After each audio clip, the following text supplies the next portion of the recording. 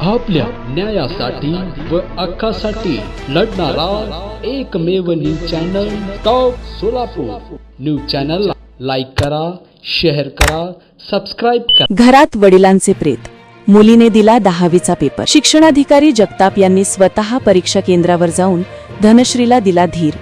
सोलापूर येथील शरदचंद्र पवार प्रशाला या शाळेमध्ये धनश्री भिकाजी पवार ही विद्यार्थिनी इयत्ता 10वीचा वर्गात शिकत आहे। शुक्रवारी 10वीचा मराठीचा पहिला पेपर होता। धनश्रीने चांगला अभ्यास केलेला, परंतु तिचे वडील भिकाजी पवार यांचे सकाळी अल्पशा आजाराने दुःखद निधन झाले। घरातील सर्व सदस्यावर दुःखाचा डोंगर कोसळला।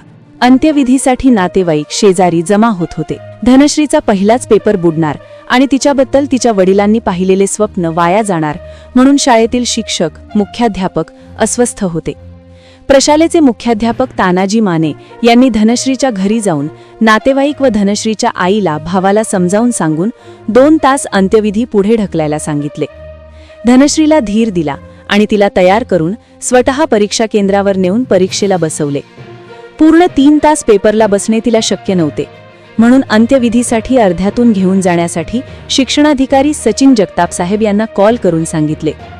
शिक्षणाधिकारी यांनी सुद्धा प्रसंग पाहून केंद्रप्रमुख श्रीमती गीता सादुल यांना तिला अर्ध्यातून सोडण्याविषयी सांगितले।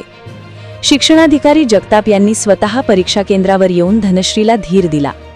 1.5 तास पेपर लिहिल्यानंतर पुन्हा मुख्याध्यापक तानाजी माने यांनी तिला संतोष लोंढे या सेवकाच्या गाडीवर अंत्यविधीला आणले। धनश्रीच्या या धैर्यामुळे नातेवाईक, शेजारी, शिक्षक, मुख्याध्यापक, संस्थाचालक या सर्वांचेच डोळे पाणावले।